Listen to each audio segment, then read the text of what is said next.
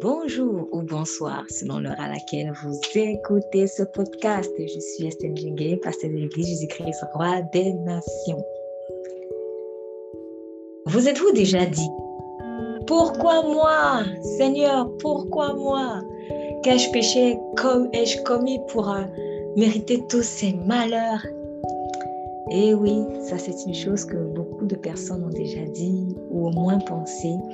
Lorsqu'elles sont dans le tourment, elles se posent la question de savoir qu'est-ce qu'elles ont fait de mal pour pouvoir vraiment subir tout ce qu'elles subissent. Bien-aimé, j'aimerais vraiment te donner un encouragement aujourd'hui.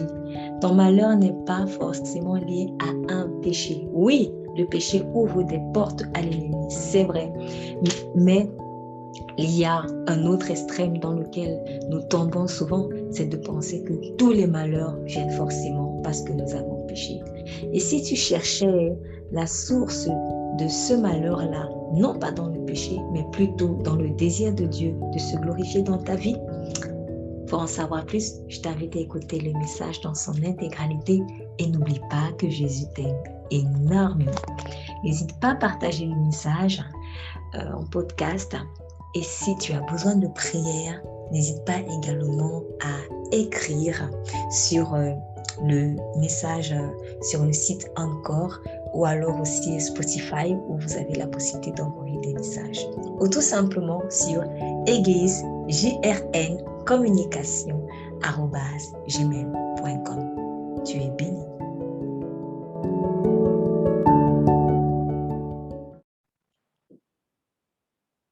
Bientôt la fin du mois. La semaine prochaine, ça va être dimanche prochain. Si je compte bien, ça sera la fin de chez la fin. Nous sommes au 7e mois de l'année 2022. Le temps court à une vitesse phénoménale, marquant ainsi l'imminence de plus en plus pressante du retour de l'époux Jésus-Christ.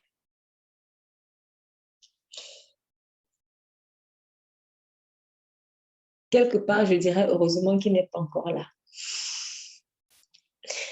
Non pas que je ne veux pas qu'il vienne, mais comme il est écrit, il est dans notre intérêt que le Seigneur soit patient, parce qu'il ne veut qu'aucune âme ne périsse. Et dans le « il ne veut qu'aucune âme ne périsse », pour l'âme qui est déjà sauvée, Dieu ne veut pas que tu sois sauvé comme par le feu. Parce que certains, voire beaucoup même, vont être sauvés comme par le feu. C'est-à-dire que dans le corps de Christ, il y en aura qui viendront avec plein de gerbes.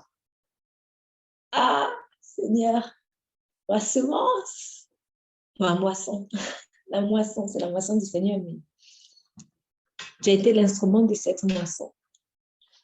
Ça doit être glorieux, hein? Imaginez-vous un peu la scène. De venir, en tout cas. Ah oui, pas les mains vides. Et je comprends mieux pourquoi il avait dit qu'on ne viendra pas dans ma maison les mains vides. Je pense qu'il ne faut pas prendre ce passage au sens strict des offrandes matérielles, parce que c'est le contexte. Quand vous lisez ce passage, on ne viendra pas dans ma maison les mains vides. Donc, c'est dans le livre de... Alors, donnez-moi un instant. Nous sommes dans l'Ancienne Alliance, où le Seigneur dit qu'on ne se présentera pas. Plus précisément, en fait, c'est on ne se présentera pas. Après, en fonction des versions, ça peut être différent. Mais c'est dans le livre de Deutéronome, en fait. Dans le livre de Deutéronome,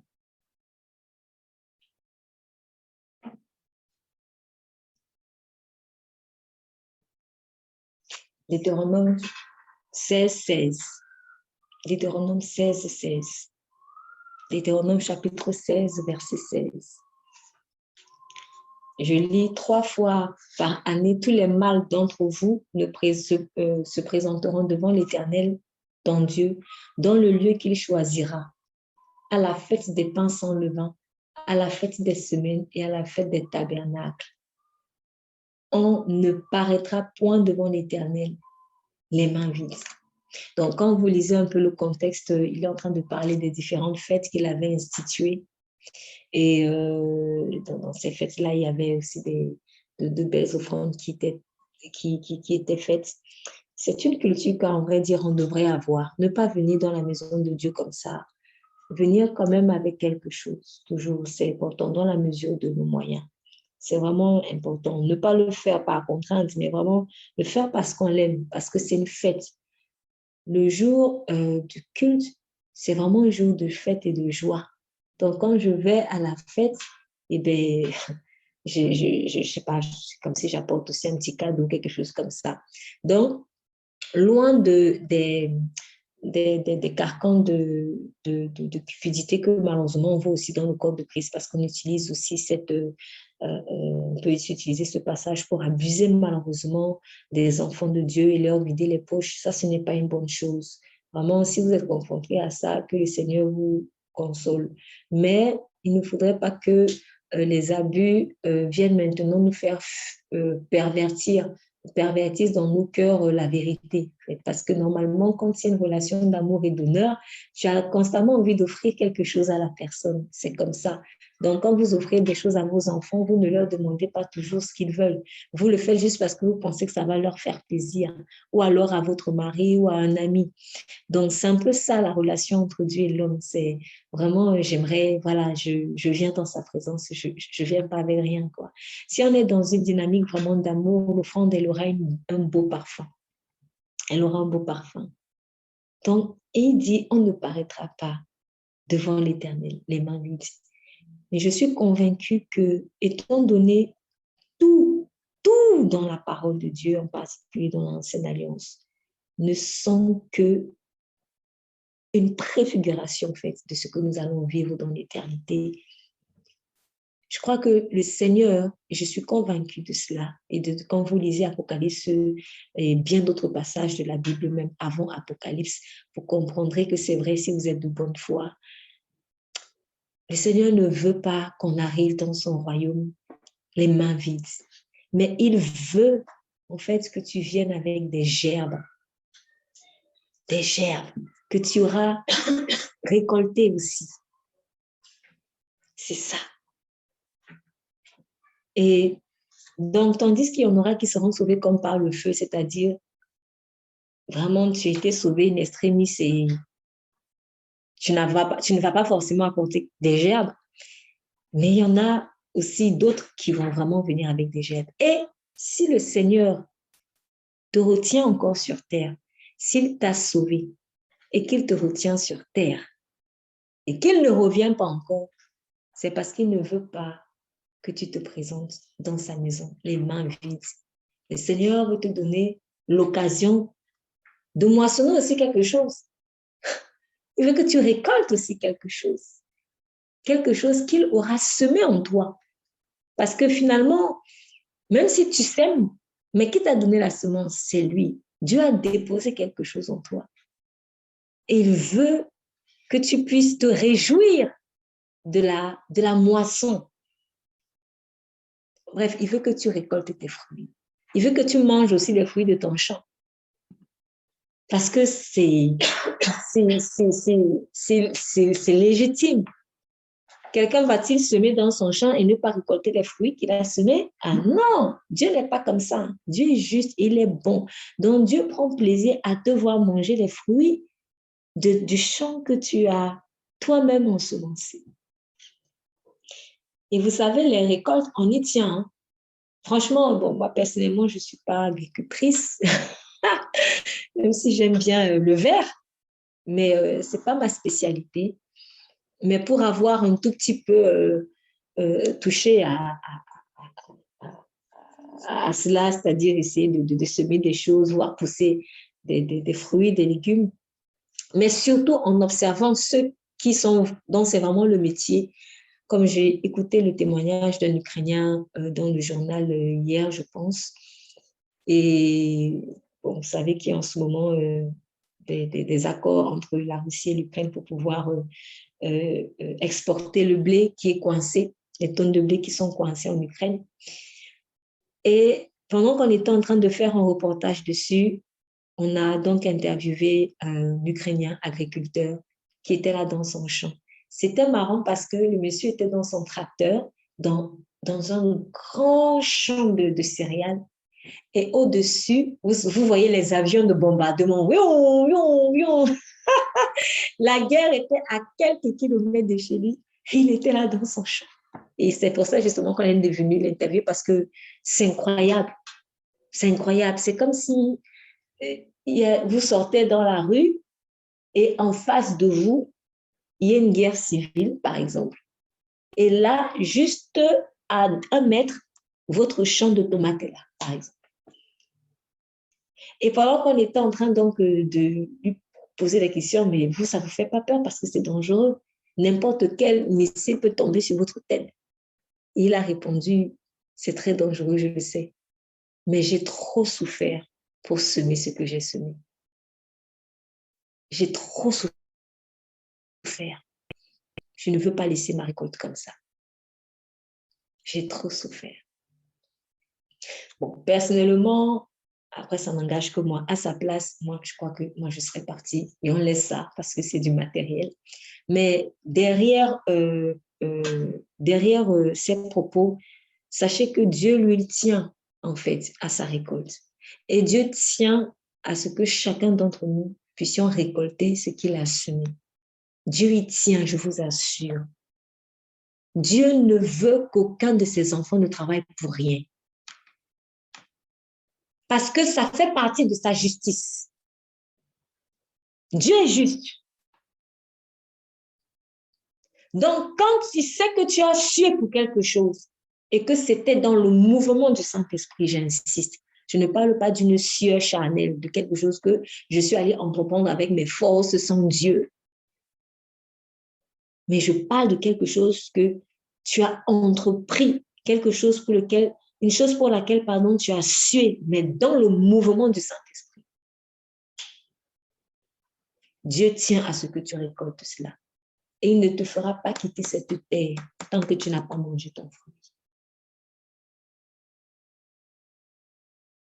Il est déterminé, plus que toi-même tu ne l'es, à te faire réussir. Parce que finalement, la réussite, je dirais que j'ai réussi quand je vais couper mon légume et le mettre dans la bouche. C'est ça. Tant que je suis encore en train d'ensemencer, tant que je suis encore en train d'arroser, d'entretenir, d'enlever les mauvaises herbes, c'est une très bonne chose. Mais si je ne peux pas manger les fruits de ce que j'ai semé, j'aurai un goût amer. Dieu veut que tu réussisses. Il veut que tu manges les fruits qu'il a semés en toi. Avant même que tu ne naisses, il avait déjà prévu cela. C'est pour cela qu'il a dit à Jérémie, nous l'avons vu ce texte hier, il a dit dans le livre chapitre 1er, verset 5, je commence à partir du verset 4. La parole de l'Éternel me fut adressée en ces mots. Avant que je te formasse dans le sein de ta mère, je t'ai connu. Avant que tu sortisses de son sein, je t'ai sanctifié, je t'ai établi prophète pour les nations. Si vous ne l'avez pas encore fait, prenez le temps pour méditer ce passage. Vous ne pouvez pas sortir d'un temps de méditation de ce passage sans avoir mieux compris l'amour de Dieu pour vous. Avant que je te formasse dans le sein de ta mère. Donc, avant même que vous ne soyez conçus dans le sein de votre mère. Avant même que ta mère ne soit même au courant qu'un jour elle allait enfanter.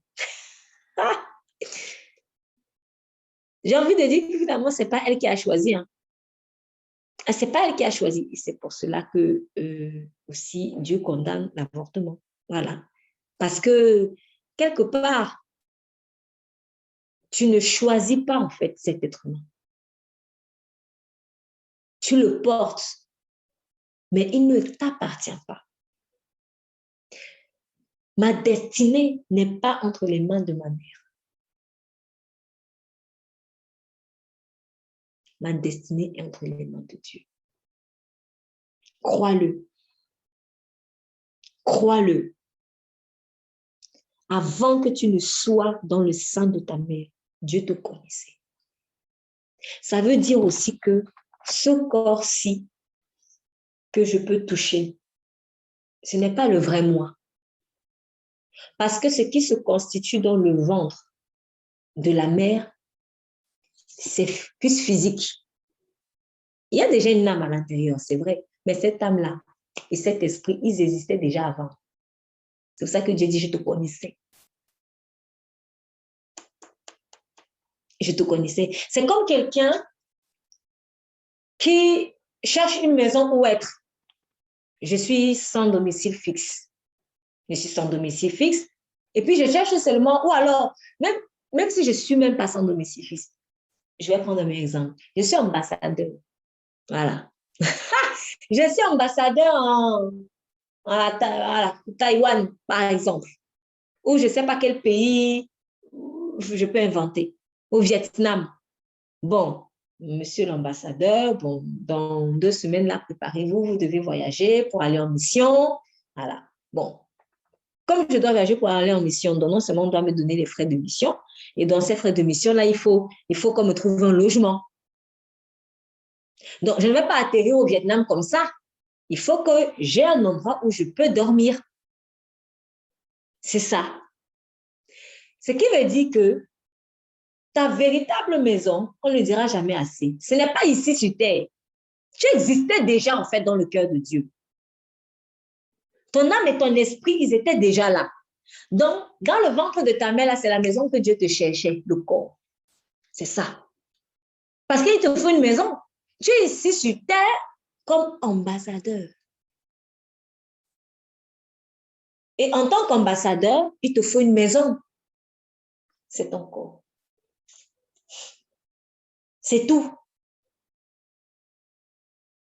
Cessons du coup de regarder au physique simplement. Parce que ce n'est que la maison.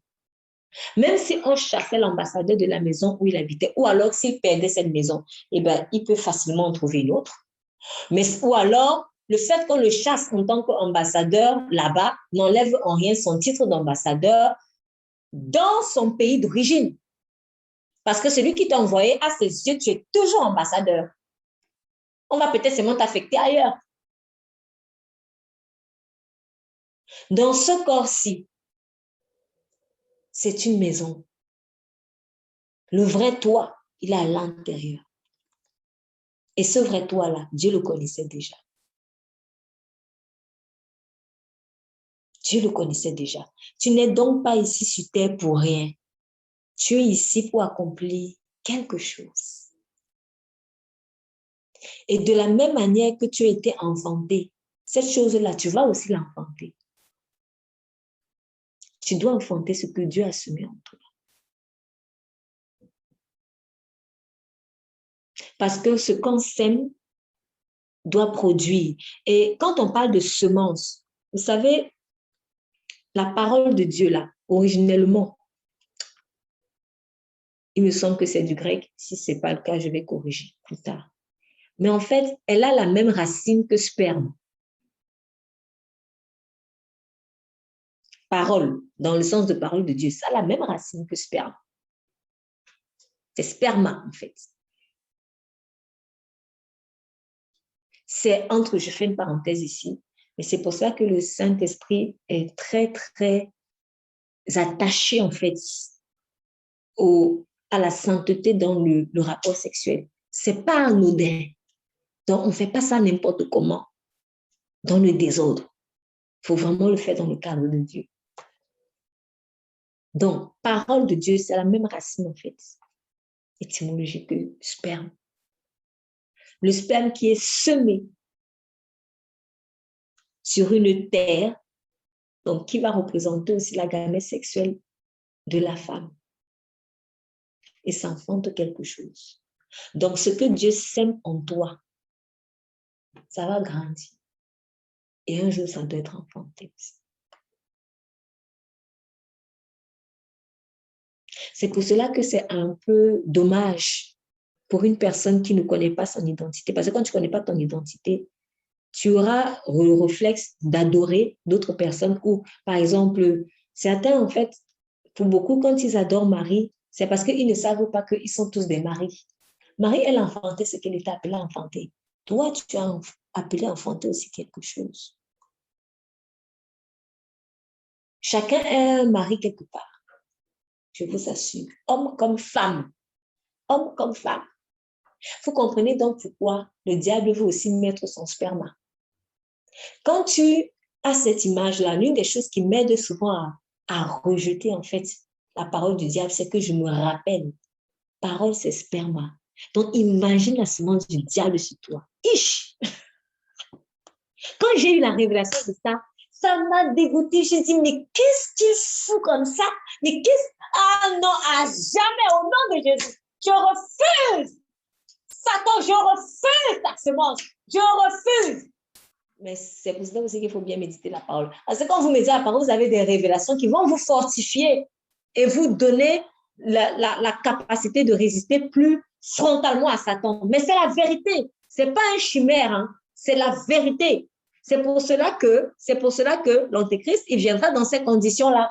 Pourquoi croyez-vous que quand ils font des sacrifices humains, ils vont chercher que des vierges? Il y a un mystère, en fait, derrière la semence de la parole. C'est sperma. C'est aussi pour ça que Dieu ne veut pas que tu épouses n'importe qui. Parce que si tu veux épouser n'importe qui, sans suivre le conseil de Dieu, tu es en train de permettre qu'un sperme étranger entre en toi. Je parle tant à une femme qu'à un homme. C'est horrible. Donc, imaginez, c'est-à-dire quand peut-être je sens la jalousie, c'est un sperme qu'on a mis. Il faut jeter ça, il faut être dégoûté, il faut haïr le péché, il faut haïr. C'est horrible.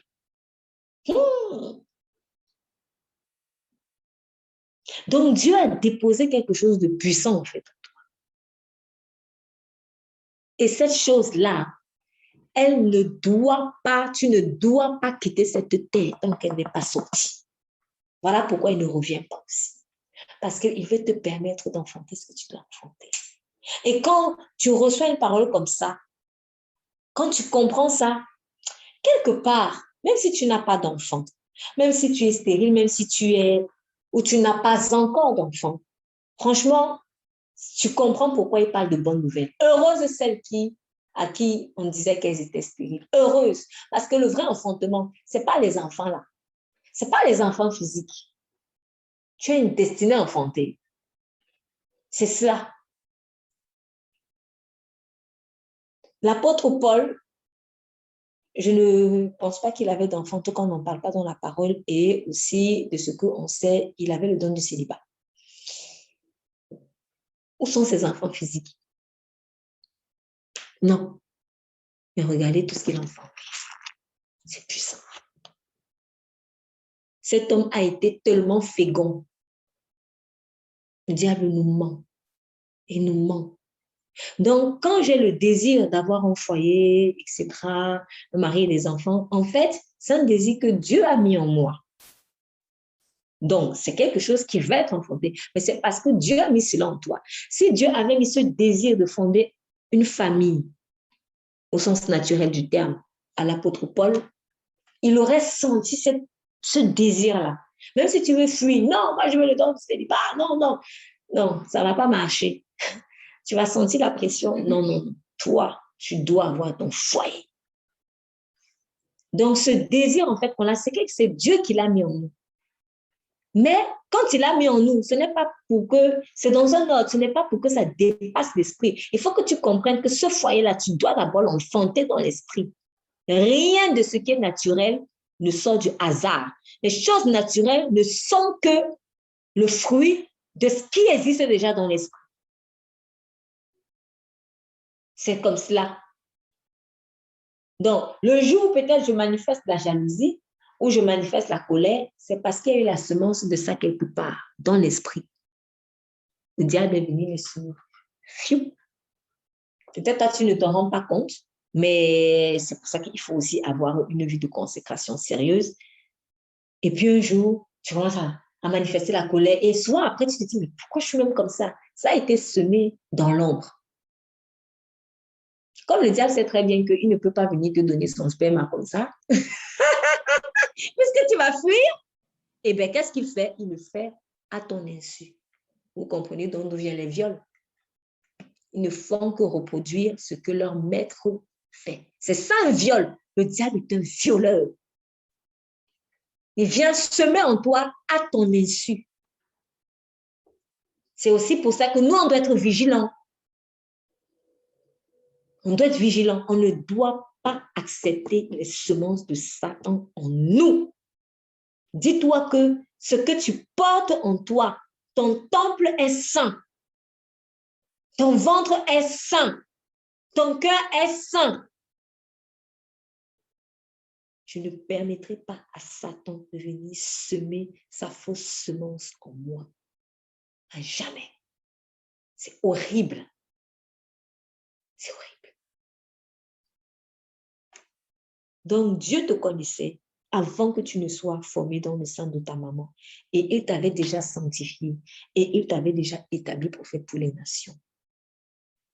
Donc, merci Seigneur parce que finalement, je comprends que avant même que tu ne me donnes un corps dans le ventre de ma mère, tu avais déjà tout préparé. Et comme tout avait déjà été préparé, il y a aussi une autre implication. C'est que si avant même que tu ne sois conçu physiquement dans le ventre de ta mère, tu existais déjà dans le cœur de Dieu, qui peut arrêter ta destinée? Quand vous comprenez ça, je me prêche à moi-même. Franchement, ça te donne du courage parce que tu te dis, mais finalement, personne ne peut arrêter ma destinée. Personne. Personne. Personne. Même si on est venu te lacérer, on t'a tabassé, on est venu briser ton cœur. Oui, mais ça, là, c'est le temple physique. Mais ta destinée, là, elle est dans l'esprit. Tu existais déjà dans l'esprit. Tu existais déjà. Et à ce moment-là que Dieu avait déjà semé quelque chose en toi. Il te fallait juste le logement sur terre, qui est ton corps, c'est tout. Donc, on peut te dépouiller physiquement, mais ta destinée ne se trouve pas dans ton corps physique. Elle se trouve dans l'esprit. Donc, on peut tout enlever, mais on ne peut jamais enlever ta destinée.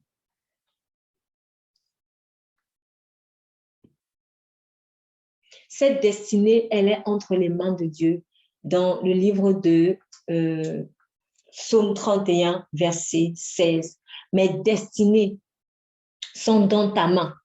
Mes destinées sont dans ta main. Mes destinées sont dans ta main. Ça, c'est un passage fort parce qu'il parle de plusieurs destinées. Alors, c'est vrai qu'ici, nous sommes dans la version Semeur. Donc, on va jeter un coup d'œil sur les autres versions, si elles sont traduites aussi de cette manière. La version Parole de vie, par exemple, dit « Mes jours sont dans ta main ». Français courant, à tout moment de ma vie, tout moment de ma vie. Donc, on parle toujours aussi du pluriel. En tout cas, la plupart des versions, je vais m'arrêter là, parlent de destinée. Donc, il y a forcément plusieurs choses aussi qui sont en toi. Plusieurs choses. Donc, quand tu demandes souvent au Seigneur, Seigneur, en fait, c'est quoi ma destinée? C'est quoi ma destinée? C'est quoi ma destinée? S'il arrive que tu ne sois pas au clair avec ça, il se pourrait que c'est parce que tu en as plusieurs. C'est ça. Il se pourrait que tu en aies plusieurs. Et donc, Tu es obligé de faire confiance à Dieu pour pouvoir les découvrir au fur et à mesure que tu vas avancer avec lui. Donc, tu es destiné peut-être à faire plusieurs choses grandes avec lui. Il y en a qui ont un talent, il y en a qui en ont plusieurs. C'est comme ça. Donc, si tu as donc plusieurs talents, fais-lui seulement confiance. C'est sur le tas que tu vas réaliser cela. Donc, j'aimerais dire à quelqu'un qui peut-être est frustré parce qu'il ne sait peut-être pas à quoi il est appelé. Si tu veux savoir à quoi tu es appelé aussi, commence à faire déjà le peu qu'il t'a demandé de faire. C'est au fur et à mesure que tu vas faire que tu vas te rendre compte de l'ampleur de ta mission en tant qu'ambassadeur de Christ sur terre. Donc, ta destinée, en un mot, c'est être ambassadeur de Christ sur terre. Mais un ambassadeur, il fait beaucoup de choses. Il fait beaucoup de choses. Même le seul talent que tu as, il peut être multiforme. Donc, un talent, ce n'est pas forcément une seule tâche, mais ce seul talent-là peut être multiforme aussi. Il y a des arbres à plusieurs troncs, mais c'est un seul arbre. Donc, personne ne peut bloquer la destinée d'un enfant de Dieu. Personne ne peut bloquer ta destinée. Personne. J'aimerais qu'on voit le témoignage d'un monsieur. Personnellement, avant, je ne voyais pas les choses comme ça quand je lisais souvent ce passage, mais je viens de réaliser quelque chose de bon avec Dieu et ce que je suis en train de vous dire justement. Dans le livre de Jean, chapitre 9, nous allons lire l'histoire. Une histoire pour moi hilarante quand même. C'est une histoire qui me fait rire. C'est une longue lecture, donc je demande une première lecture du verset 1er au verset 23. Voilà. Verset 1er au verset 23, Jean chapitre 9. Merci. Jésus vit en passant un homme aveugle de naissance. Ses disciples lui posèrent cette question. « Maître, qui a péché, cet homme ou ses parents, pour qu'il soit né aveugle ?» Jésus répondit, « Ce n'est pas que lui ou ses parents aient péché, mais c'est afin que les œuvres de Dieu soient révélées en lui. Il faut que je fasse, quand il fait jour, des œuvres de celui qui m'a envoyé. La nuit vient, où personne ne peut travailler. Pendant que je suis dans le monde, je suis la lumière du monde. » Et après avoir dit cela, il cracha par terre et fit de la boue avec sa salive. Puis, il appliqua cette boue sur les yeux de l'aveugle et lui dit, « Va te laver au bassin de Siloé. » Nom qui signifie « envoyé ». Il alla donc, se lava et revint voyant clair. Ses voisins et ceux qui l'avaient vu mendier auparavant disaient, « N'est-ce pas celui qui se tenait assis et qui mendiait ?» Les uns disaient, « C'est lui », d'autres disaient, « Non, il lui ressemble. » Mais lui affirmait, « C'est bien moi. » Ils lui dirent donc, « Comment donc tes yeux ont-ils été ouverts ?»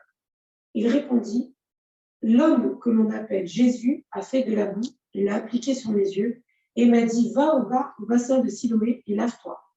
Je suis donc allé et je me suis lavé et j'ai pu voir. » Ils lui dirent, « Où est cet homme ?» Il répondit, « Je ne sais pas. » Ils menèrent vers les pharisiens l'homme qui avait été aveugle. Or, c'était un jour de sabbat que Jésus avait fait de la boue et lui avait ouvert les yeux.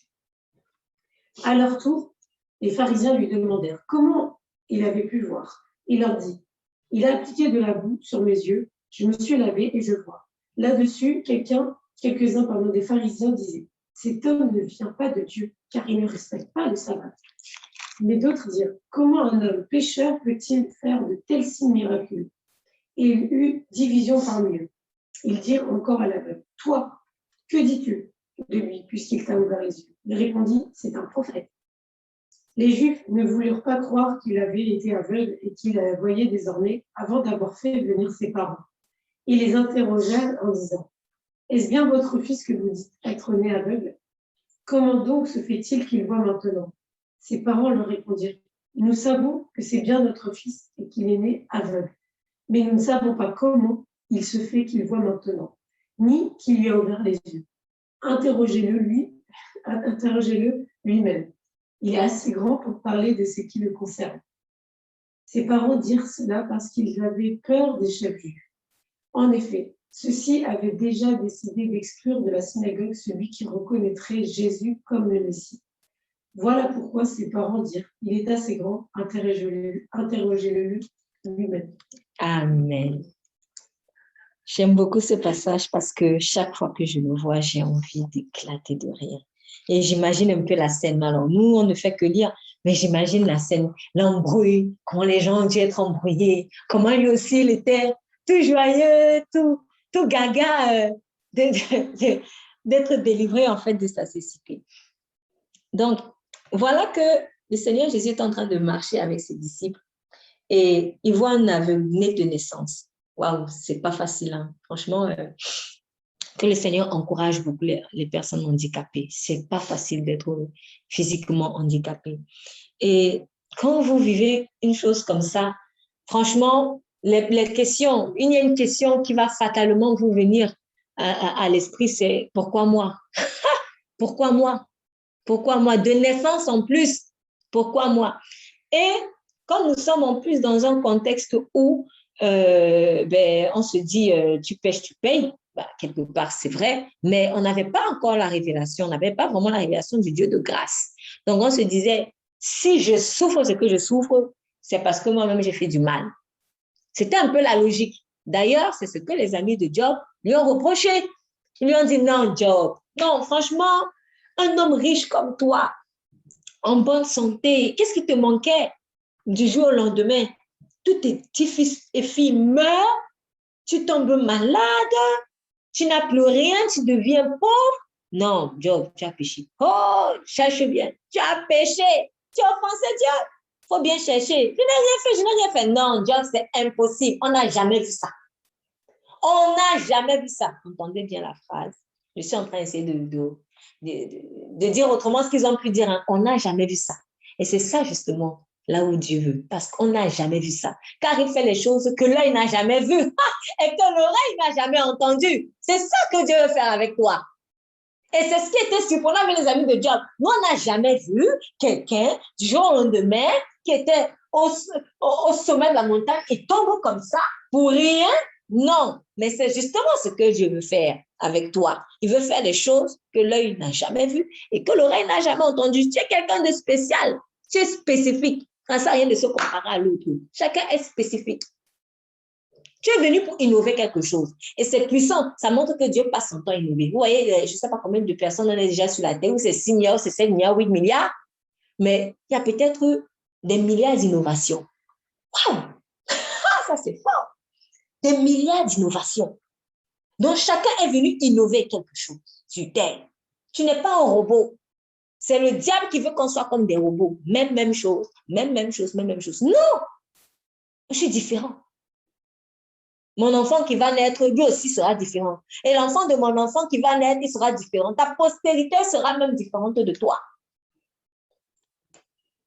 Chaque personne qui vient, elle a son empreinte spécifique. Même deux jumeaux n'ont pas la même empreinte de doigt. Ils n'ont pas. Tu es spécifique. Donc, nous, quand il y a quelque chose qu'on n'a jamais vu, il faut absolument qu'on rabatte ça sur le diable. Vous voyez comment on fait du diable une star? On lui fait. C'est-à-dire, on lui donne à lui la gloire de l'innovation. Et c'est ce qu'il veut.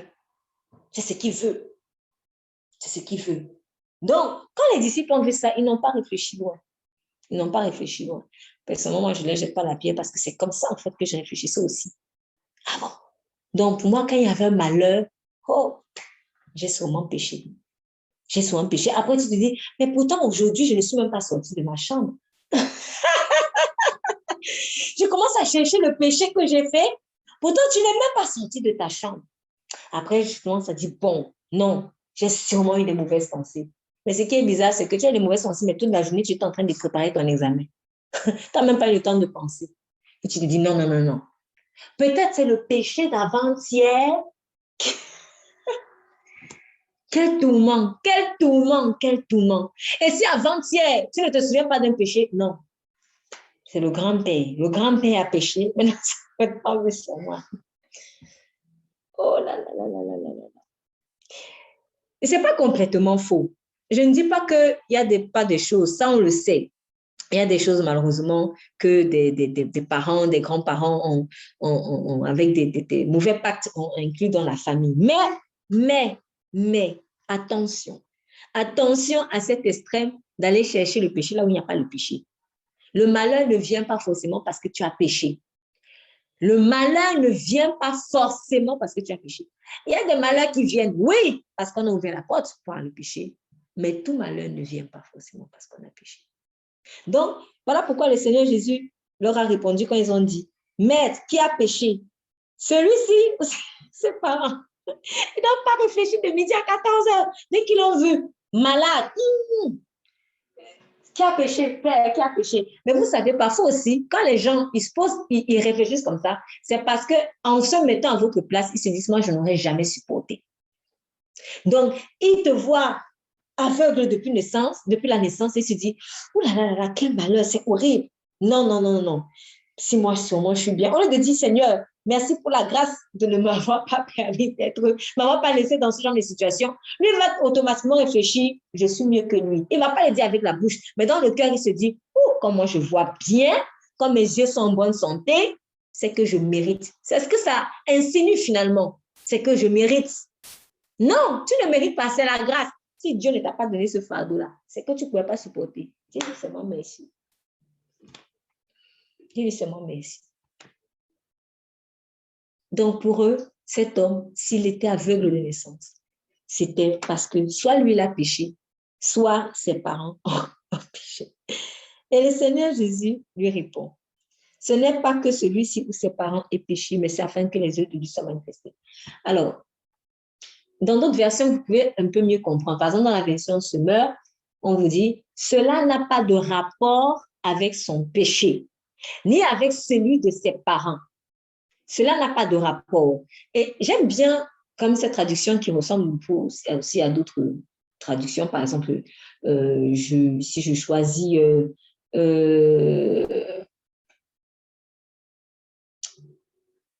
version française courante, plus simplement, elle dit, ce n'est ni à cause de son péché, ni à cause du péché de ses parents. Ce n'est ni à cause de son péché, ni du péché de ses parents. En fait, ce qu'on veut dire ici, c'est quoi? Il y a un très bel équilibre que Jésus a donné dans la réponse. Quand il dit ce n'est pas en rapport avec son péché, cela signifie que cet homme aussi est un pécheur. En fait, cet homme est un pécheur. Tous ont péché et tous ont privé de la gloire de Dieu. Donc, on ne peut pas dire ici que personne n'a péché. Cet aveugle-là, c'est un pécheur aussi. C'est un pécheur aussi. Mais le malheur qu'il a eu là, ce n'est pas à cause directement de son péché, en fait. C'est pour cela que je dis, tout malheur ne vient pas forcément parce que tu as péché. Daniel, il avait été jeté dans la fosse au lion. Est-ce que Daniel, c'était un homme parfait? Non, forcément. Forcément, non. Même si on ne nous a pas dit ce qu'il avait fait de mal. C'était une personne imparfaite. Donc, qui péchait aussi. C'était quelqu'un qui commettait des erreurs. C'était quelqu'un qui, sûrement, tout au long de sa vie, au moins une fois offensé Dieu. Mais quand on l'a jeté dans la fosse au lion, est-ce parce qu'il avait offensé Dieu hier ou avant-hier? Ça n'avait rien à voir. C'était même à cause de son intégrité. Parce que malgré ses failles, c'était quelqu'un qui cherchait vraiment à faire plaisir à Dieu. Donc, il n'a pas été jeté dans la fosse au lion à cause du péché qu'il a commis hier, avant-hier, ou même le matin à 7 heures. Non. Mais c'était à cause de son intégrité. Donc, tout malheur ne vient pas forcément parce qu'on a péché. Donc, attention au réflexe de je suis attaqué, j'ai subi quelque chose. Oh! Je commence à chercher quel est le péché que j'ai commis. Alors, quelle est la porte que j'ai ouverte encore, Seigneur? Au lieu de prier même pour Dieu, tu commences, c'est-à-dire si 1 heure de prière, par exemple, 30 minutes, c'est pour chercher la porte ouverte. C'est pas forcément ça. C'est pas forcément ça. Et même lorsqu'il y a une porte ouverte, cela n'empêchera pas Dieu de manifester sa gloire. Donc, le Seigneur Jésus est en train d'inviter ses disciples à défocaliser sur péché comme source du malheur mais à focaliser plutôt sur ce que Dieu va faire de ce mal. Et c'est ce que nous devons faire. Et si nous commencions à focaliser plutôt sur ce qui va ressortir de cette situation douloureuse, au lieu de focaliser sur le péché qu'on a commis. Parce que derrière cette question, c'était la suite de l'épreuve. Ah non, moi je ne peux pas être avec mes tout. Il faut un peu supporter même la douleur. Supporte un peu la douleur. Ah, supporte un peu la douleur de l'enfantement. Supporte un peu la douleur de l'enfantement. C'est cela. Donc, Seigneur, pourquoi moi, pourquoi moi, pourquoi moi? C'est afin que les œuvres de Dieu soient manifestées en toi. Et c'est quoi manifester? En fait, c'est quand on dit que quelque chose se manifeste, c'est quelque chose qui s'exprime enfin. Donc, c'est quelque chose qui existait déjà. Et c'est ce qui est puissant dans ce passage. Quand j'ai lu ce passage et j'ai été attirée, en fait, spécifiquement cette fois-ci par le mot manifester. Parce qu'on lit un peu souvent, on dit oui, c'est pour que les œuvres de Dieu se manifestent. Et à force aussi de dire Seigneur ta gloire, on n'arrive même plus à peser le mot de gloire. On se dit, ah non, tu sais, Dieu se glorifie en toutes choses. Mais ça veut dire quoi, Dieu se glorifie en toutes choses? Ça veut dire quoi afin que les œuvres de Dieu soient manifestées? Manifester signifie exprimer quelque chose qui était caché. Donc, quelque chose qui existait déjà. Ce qui veut dire que ce monsieur, il y avait quelque chose en lui que Dieu avait déposé qui devait être révélé. Ce n'était pas le clochard qui mendiait là, aveugle. Tout le monde le voyait comme un clochard qui mendiait. Mais il y avait une semence en lui de Dieu qui devait venir à la manifestation. La nature, la création attend avec un ardent désir la révélation des Fils de Dieu. Révéler, c'est-à-dire exposer ce qui est caché, qui existe. Donc, ici, ce qui m'a vraiment marqué, c'était finalement c'est-à-dire l'aspect de ce passage qui m'a beaucoup touchée, cette fois-ci en le lisant. C'était qui est ce monsieur? C'est ça en fait. Qui est-il en réalité?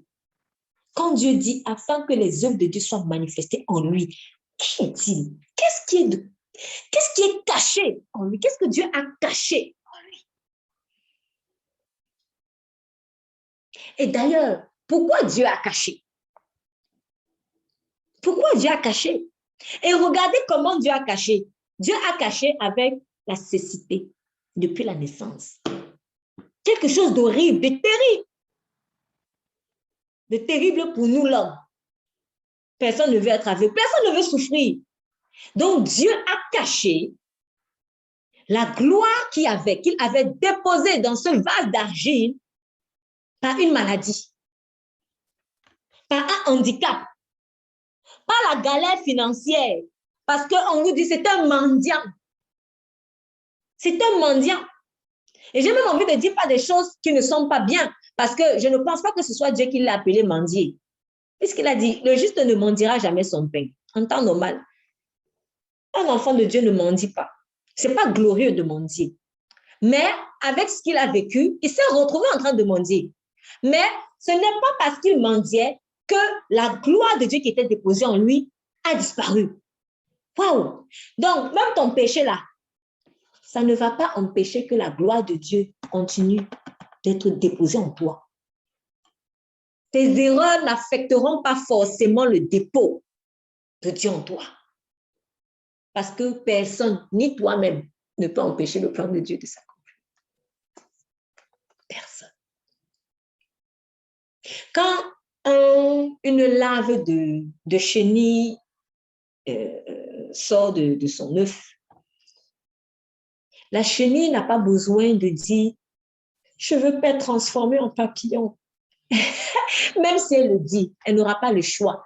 Elle va se métamorphoser. Pourquoi? Parce qu'en elle, il y a déjà la loi. La loi de la métamorphose est déjà inscrite. Même si elle dit non, je ne veux pas, tu vas te transformer en papillon, un beau papillon. Même si tu es chenille maintenant, un chenille qui dégoûte, un chenille qu'on ne veut pas, un chenille qui est répugnante. Que tu le veuilles ou non, tu vas te transformer en papillon. Pourquoi? Parce que la loi, le dépôt de gloire qui est en toi là, on ne peut pas le cacher. Ça va seulement sortir. Lorsque la femme enfante, qu'elle le veuille ou non, quand l'enfant veut sortir, il veut sortir. Il veut sortir. Est-ce que c'est elle qui dit, bon, tu sais, toi là, même si tu dis au nom de Jésus, je programme que tu ne vas pas sortir avant tel jour. Non. Le jour qui est inscrit dans le livre de Dieu, si nous sommes le 24 juillet aujourd'hui, 24 juillet 2022, quand tu vas seulement sentir que tu perds les autres, que tu le veuilles ou non, tu vas seulement appeler au secours, là, il veut déjà sortir. Et l'enfant lui-même, il ne force pas. Hein.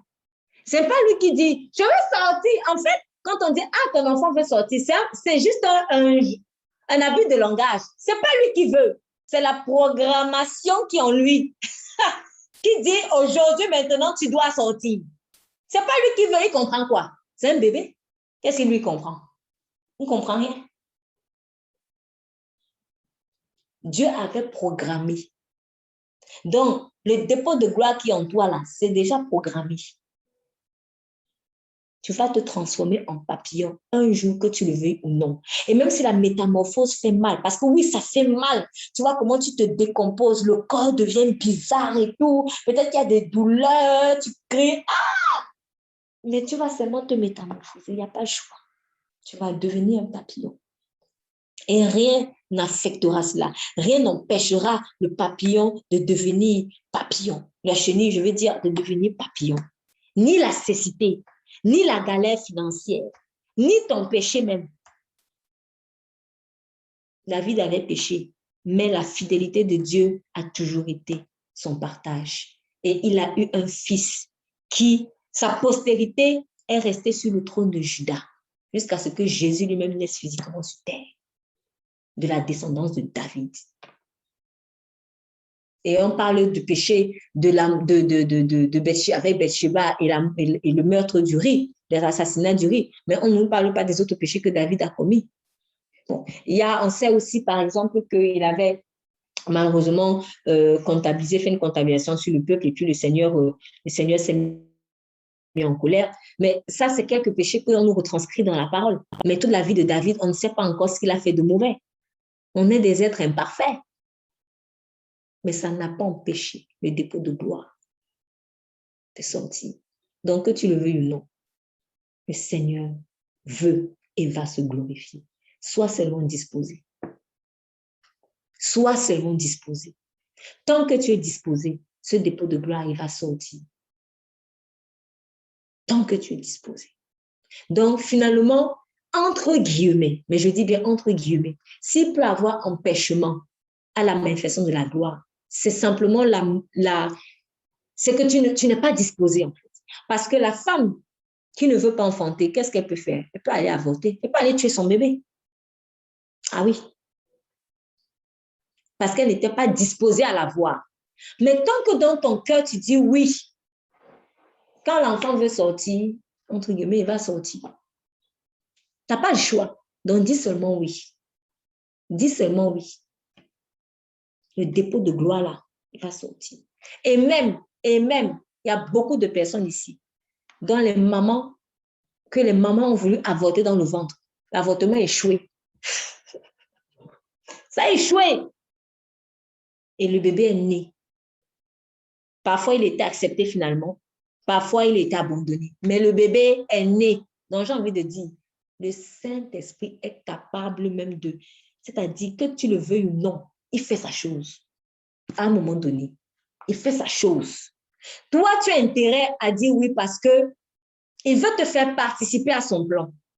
Donc, rien n'empêchera le plan du Saint-Esprit de s'accomplir. C'est nous qui avons intérêt à dire oui parce que tous ceux qui auront participé, qui auront mis un peu de leur grain de sel dedans, ils vont aussi bénéficier de la récompense. Ils vont bénéficier de la récompense. C'est pour ça qu'on a à se glorifier de rien. On a à se glorifier de rien.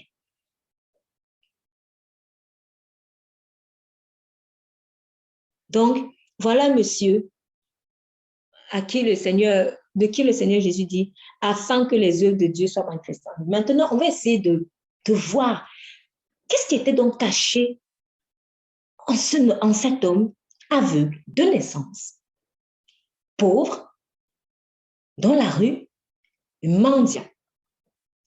Il dit, pendant qu'il est jour, il faut que je fasse les œuvres de celui qui m'a envoyé. La nuit vient, laquelle personne ne peut travailler. Pendant que je suis dans le monde, je suis la lumière du monde. Alors, franchement, j'aime trop. Quand le Seigneur Jésus enseigne, il annonce, il y a une façon d'annoncer les choses. Il dit, en fait, il est déjà en train d'annoncer ce qui se dépose dans cette personne. Mais c'est à nous de capter. Il dit, pendant qu'il fait jour, il faut que je fasse les œuvres de celui qui m'a envoyé. La nuit vient dans laquelle personne ne peut travailler. Il est en train de parler ici de quoi? Des saisons. La saison de la journée où il y a la lumière et la nuit où il y a les ténèbres. Il parle de lumière et il parle de ténèbres. Il dit, il faut que je fasse vite. Je dois travailler pendant le jour. Le Seigneur était déjà en train d'annoncer ce qui en fait était caché en lui.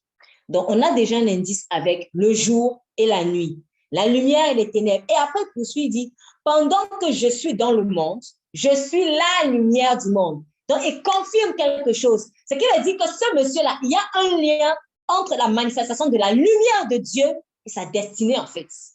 Sa destinée avait un lien direct avec la lumière de Dieu. Nous sommes appelés à manifester un aspect de Dieu différent en fonction de nos appels.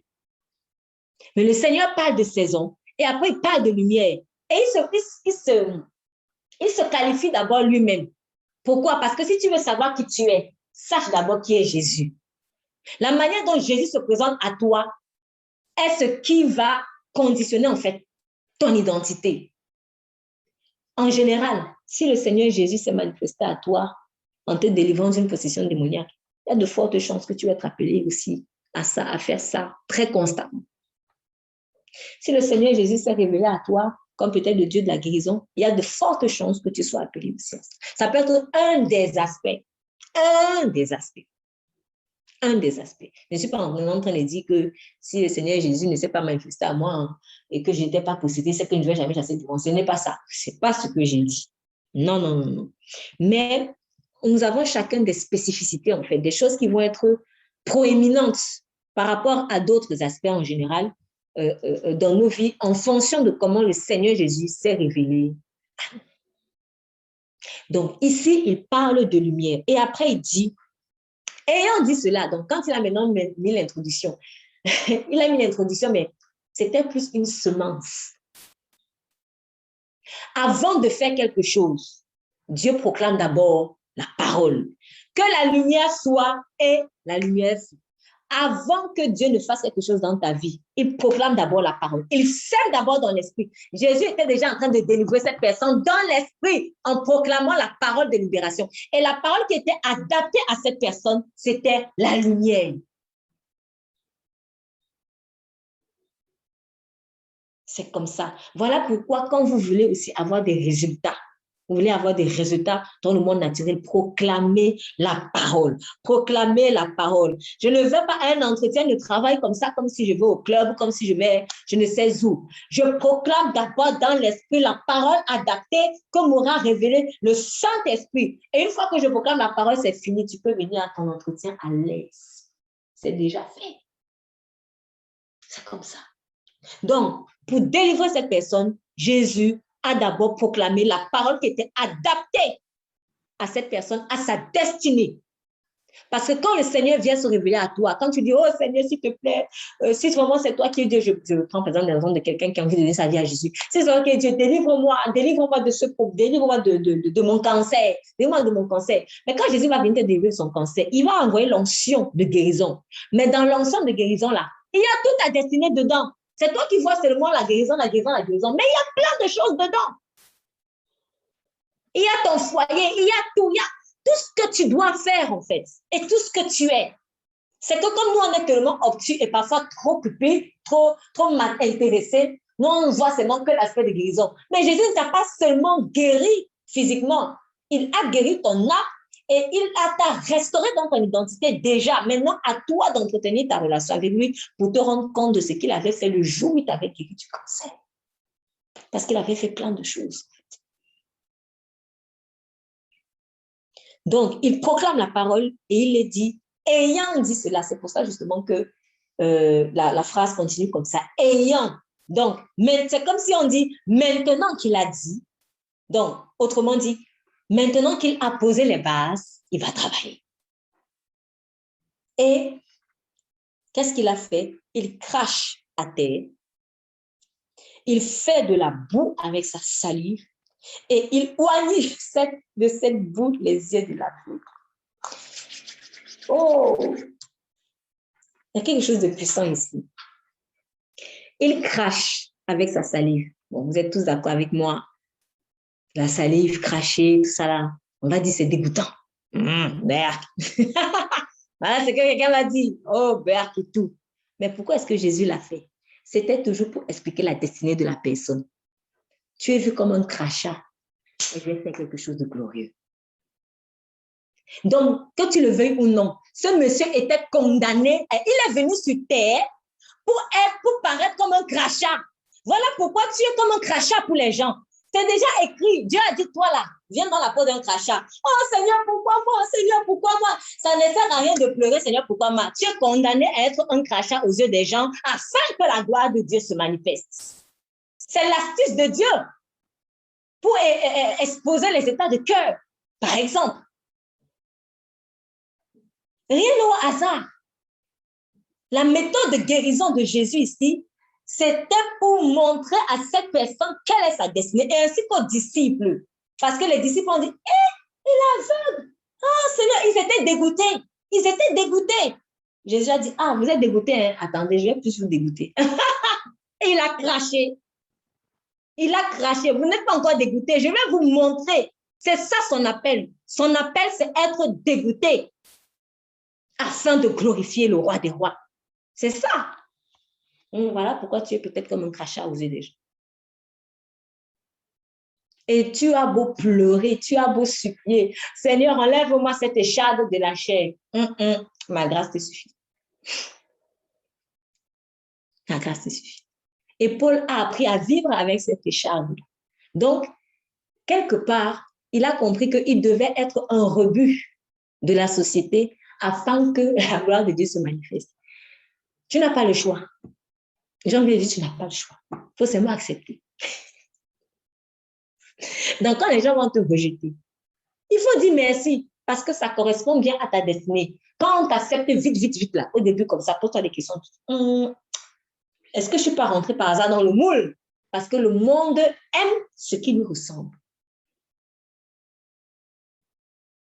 Donc, Jésus, par cette méthode de guérison, continuait à exprimer la destinée de cette personne. Rebut de la société, crachat, méprisé. Et donc, il fait la salive, il fait la boue. Deux choses fortes. Il aurait même pu prendre l'eau pour faire la boue, parce que la boue, c'est toujours sale. C'est sale, la boue aussi, ça répugne. Mais il est allé très loin. Il est allé très loin pour lui montrer, en fait, à quoi il est appelé. Mon fils, on va te cracher. On va même te salir. On va te salir, on va te cracher. On va te crucifier, on va t'insulter, on va t'humilier, on va t'accuser, on va faire des faux témoignages sur toi, on va dire que tu es une prostituée, on va dire que tu es une impudique, on va dire toutes sortes de choses bizarres. On va te cracher et après on va toindre de boue. Mais il est en train de dire, c'est moi qui fais. En fait, c'est ça. Les hommes, ils croient que c'est eux qui te crucifient. Non, c'est moi. C'est moi. C'est moi qui te crucifie. Laisse-leur croire que c'est eux qui sont aux manettes. Laisse-les croire. Mais c'est moi qui te crucifie. Donc Jésus est en train de rappeler à cette personne, tu sais, tu es aveugle, mais c'est moi qui t'ai crucifié. C'est moi. C'est moi. Et quand il fait cela, regardez maintenant ce qu'il dit. Il lui dit, va et lave-toi au réservoir de Siloué. Siloué qui signifie envoyé. Le Seigneur continue toujours d'exprimer à cette personne qui il est.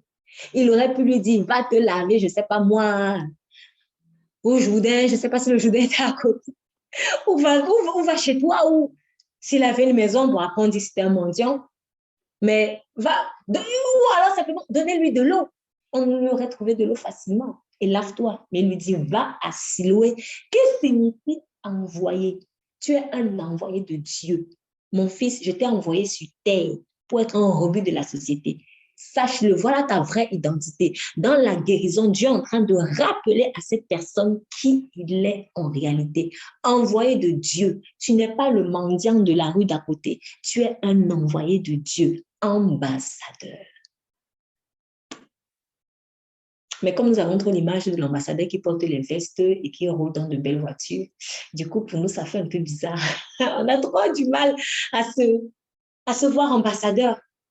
Parce que l'ambassadeur, il faut un minimum de confort. Ah non. Si dans ton rôle d'ambassadeur de Christ, Dieu avait programmé crachat et boue, eh ben, tu vas passer par là. Et c'est important. Parce que c'est comme ça que Dieu a choisi de se glorifier. Et il se leva, il y alla donc et se lava. Et il en sortit, il s'en alla, voyant clair, je reprends. Il lui dit, va et lave-toi au réservoir de Siloué, ce qui signifie envoyer. Il y alla donc et se lava. Et il s'en alla, voyant clair. Ce monsieur a vu clair une fois qu'il est allé se laver au réservoir de Siloué. Une fois qu'il a répondu à l'appel de Dieu. Donc, parfois, quand tu dis au Seigneur, Seigneur, je ne comprends pas. Tu dis ça, mais je ne comprends pas. Fais.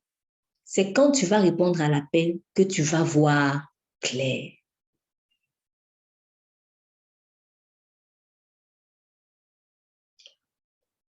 Maintenant, si vous me posez la question de savoir pourquoi être aveugle de naissance quand même, pourquoi depuis longtemps, pourquoi Dieu a-t-il attendu autant de temps? Vous savez, Dieu aime beaucoup l'homme. Et connaissant la nature assez endurcie du cœur de l'homme, si l'homme lui-même ne constate pas que quelque chose est impossible, il ne pourra pas rendre la gloire à Dieu.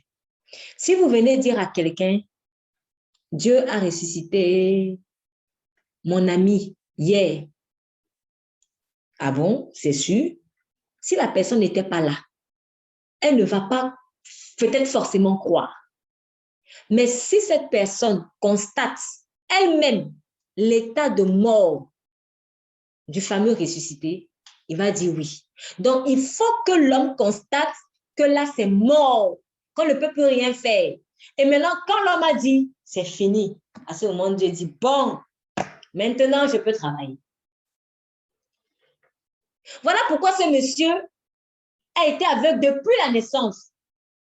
C'était quelqu'un d'un certain âge, sûrement. Mais Dieu a fait en sorte que tout le monde voit pendant des années, et des années, et des années, et des années. Parce que n'importe qui aurait pu dire, si on le guérit aujourd'hui, ah, il n'était même pas vraiment aveugle. Ah oui, on est de très mauvaise foi. L'homme est de très mauvaise foi. L'homme est de très mauvaise foi. Ah oui.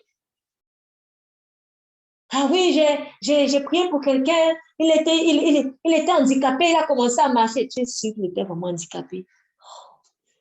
L'incrédulité à outrance. Donc, à un moment donné, Dieu ne va pas agir vite. Il va attendre que vous-même vous constatiez la gravité de la situation. Il va attendre que le corps pourrisse. Voilà pourquoi il est allé ressusciter Lazare seulement 4 jours après. Et il a dit, je me réjouis de ce que je n'étais pas là. Je me réjouis. Donc, Dieu veut te tuer. Dieu veut te tuer Et Dieu veut que tout le monde constate que tu es bien à terre. Voilà. Maintenant, quand tout le monde constate, quand tout le monde va dire, c'est fini, parce que l'homme est tellement, il croit tellement ses forces qu'il va dire, non, peut-être que moi-même, je peux faire quelque chose. Si Dieu vient te ressusciter là, 2 secondes après qu'on ait constaté que le cœur ne bat plus, l'homme va se dire, non, non, on peut encore pomper, on peut encore faire un massage, je ne sais pas. Il va espérer. Dieu va dire, non, si je viens agir là maintenant, il va se donner la gloire. Non, j'attends encore. Et là, du coup, Dieu il va permettre que tu sois mort. Et puis, il est là pendant que Lazare était là. Les gens étaient en train de prier. Jésus peut-être chantait. Oh, gloire à toi. Gloire à toi, Père, qui fais ce merveilleux. Et j'étais là, oh, Jésus, viens vite. Parce que quand Jésus est arrivé, Marie a dit, oh, si tu étais là, seulement n'était pas mort. Quoi? Heureusement que je n'étais pas là. Heureusement. Heureusement. Et quand il a dit maintenant, le rouler la pierre, Seigneur, il sent déjà. Mais c'est même ce que je veux. Je veux que ça pue le macabé là. Parce que si ça ne pue pas, tu ne verras pas que Dieu est puissant. C'est ça. Oui. Donc Dieu veut que tu pues le macabé afin que les gens voient que vraiment c'est Dieu. Donc il faut que tu sois bien mort. Joseph, si Dieu l'avait élevé gouverneur d'Égypte dans la maison de Potiphar, Potiphar se serait dit, c'est un peu grâce à moi. Je l'ai quand même élevé dans ma maison. Donc, Joseph, c'était une préparation. Oui, c'était une préparation, mais Potiphar, ce n'est pas pour toi. Les gens sont de très mauvaise foi. Dieu connaît très bien nos cœurs. Il connaît très bien nos cœurs. Ça va très vite, hein, la glorification. Ça va très, très vite. Je me prêche à moi-même. Dès qu'il y a un truc, est-ce que je n'ai pas, c'est pas par hasard grâce à moi, là? Dieu nous fait la grâce de participer un peu. Maintenant, on veut vite s'approprier la gloire. Ou alors, on se dit, si quand il vient agir, non, ce n'était pas un si grand miracle. C'était la chance. Chance. Il faut arrêter avec le mot la chance. Chance, ça n'existe pas. Hein. Avec Dieu, là, ça n'existe pas. C'est la grâce de Dieu. Ce n'est pas la chance. Ah, cette fois-ci, on a eu la chance. Hein. C'est parce que cette fois-ci, on a eu la chance. Non. Bon, OK. Quand tu crois trop en la chance, là, il va faire que tu pues le macabé. Parce qu'on croit trop en la chance. On se dit trop que c'est le hasard. Si j'ai pu faire ceci, c'est la chance. Si j'ai pu voir telle situation, c'est la chance. Si j'ai pu obtenir ceci, c'est la chance. OK, comme tu crois trop en la chance, tu dois tuer le macabé. Comme ça, tu vas comprendre que ce n'est pas la chance. C'est sa puissance. C'est sa puissance. Donc, Lazare, il a attendu 4 jours. Lui-même, il est seulement sorti après 3 jours. Mais Lazare, là, Lazare, c'était 4 jours. Pourquoi? Parce que Jésus, lui, va donner vite gloire au Père. Même si Jésus faisait un seul jour sous la terre, il aura vite donné gloire au Père parce que lui n'est pas comme ça. Il sait très bien que c'est le Père qui agit. Même si c'est 2 secondes, même si Jésus était mort seulement 2 secondes et que le Père l'aurait ressuscité après 2 secondes, il l'aurait donné la gloire au Père parce qu'il sait que c'est le Père qui agit. Mais nous là, c'est compliqué. C'est compliqué. Donc, voilà pourquoi il va souvent permettre que tu restes aussi longtemps sous terre. Il va permettre que tu restes longtemps dans cette situation de cécité. Maintenant, chacun connaît sa cécité.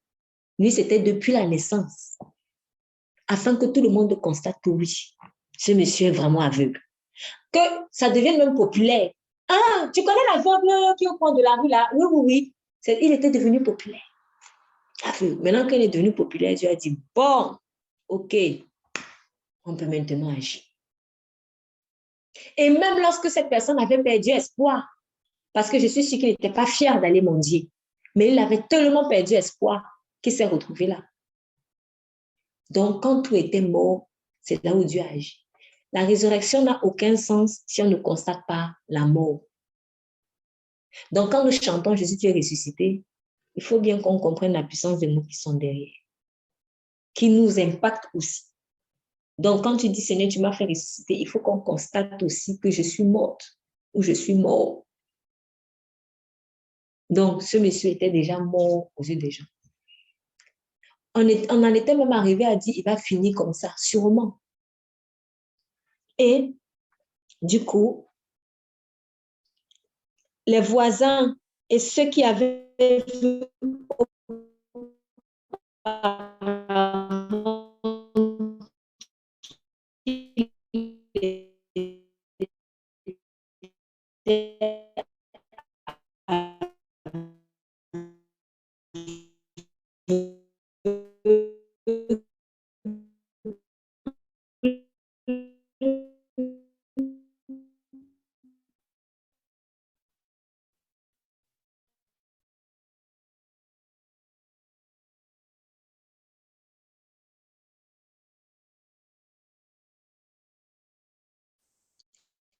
Auparavant,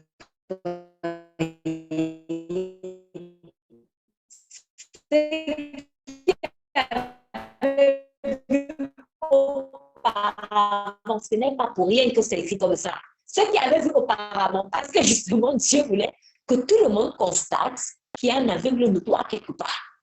Et ce sont ceux qui avaient vu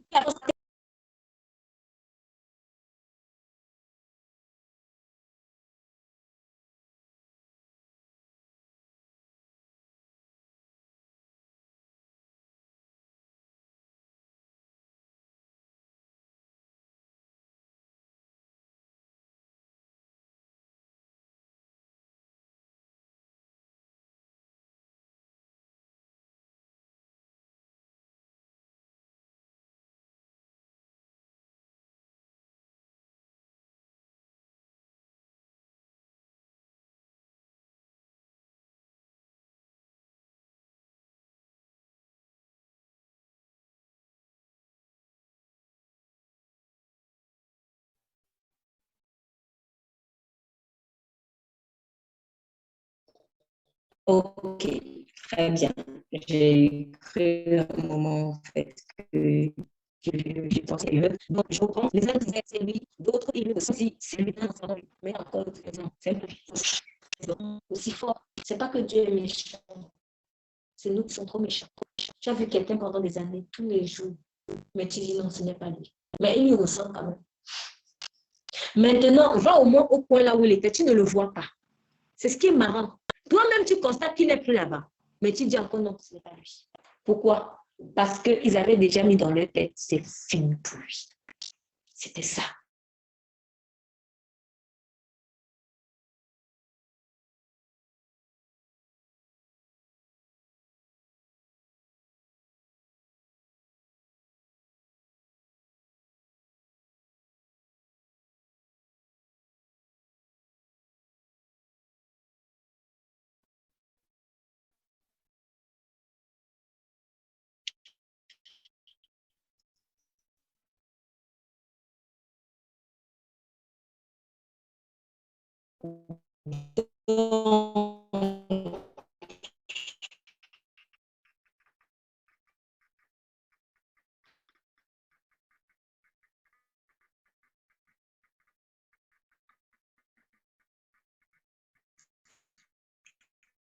Et lui dire comment tes yeux ont-ils été ouverts?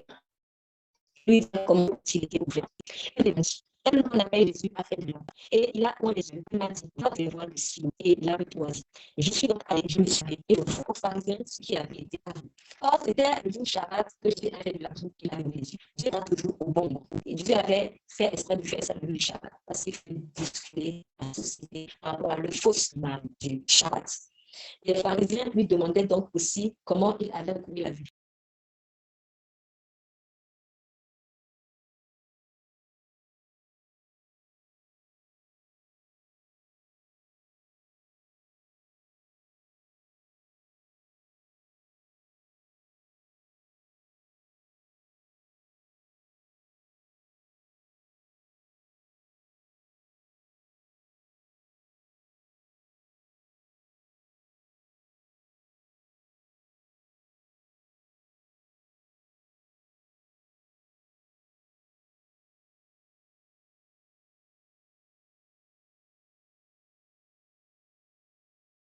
Entre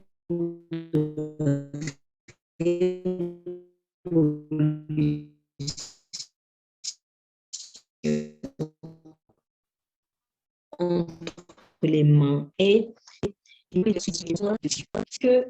d'autres disaient, comment un homme méchant peut-il faire de tels miracles? Et ils étaient, disant, vous voyez, ils étaient avant unis dans une même fausse logique de Dieu. Et là, Jésus est venu leur chercher le problème. Il a lancé la pierre. Bam! Et toute la statue de Nebuchadnezzar est tombée. Ils ont commencé à se diviser. Non, c'est faux, tu mens. Non, non, non, non. C'est ça que Jésus voulait même. Je ne suis pas venu que apporter la paix, mais je suis venu apporter l'épée. C'est ça. Donc, Dieu veut t'utiliser pour apporter l'épée là où des gens sont liés par de mauvaises alliances. Un simple aveugle, mendiant et tout. qui n'a rien fait de mal. Et les pharisiens commencent à se disputer, et puis les gens commencent à se réveiller, se disent, donc, on peut faire des choses comme ça le Shabbat? Mais c'est quoi finalement le Shabbat et tout? C'est bien! Ah, tu commences déjà à te réveiller parce que tu dormais. Tu étais aveugle, tu étais dans les ténèbres. La lumière commence à se faire. Lumière. Cet homme était une lumière pour les nations.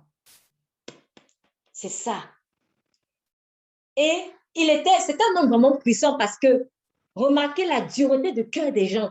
Des gens même ont refusé de croire que c'était lui. On a dit ce n'est pas lui, mais c'est quelqu'un qui lui ressemble. Mais la gloire de Dieu était tellement forte en lui qu'il a été capable, malgré lui, il était capable de bousculer des raisonnements de génération en génération sur une certaine image du Shabbat. Eh oui. Et il dit de nouveau à l'aveugle, et toi, que dis-tu de lui? Oui, ils commencent à être embrouillés.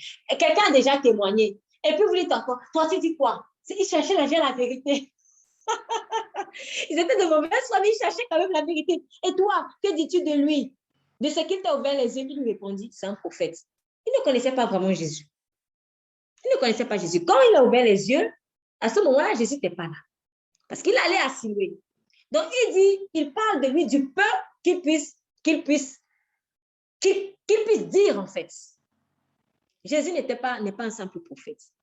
Mais dans sa connaissance limitée des choses, c'était déjà une très bonne chose. Dans sa connaissance limitée de qui est Jésus, c'était déjà pas mal. C'est cela. C'est un peu comme quelqu'un qui n'a jamais fait une rencontre, qui n'est pas sauvé, il n'est pas né de nouveau. Et puis tu lui dis, si tu veux t'en sortir, va te prostituer. Il dit non, je sais quand même qu'il y a un Dieu qui existe, je ne vais pas faire ça. C'est déjà bien. C'est déjà bien. Donc, il dit, c'est un prophète.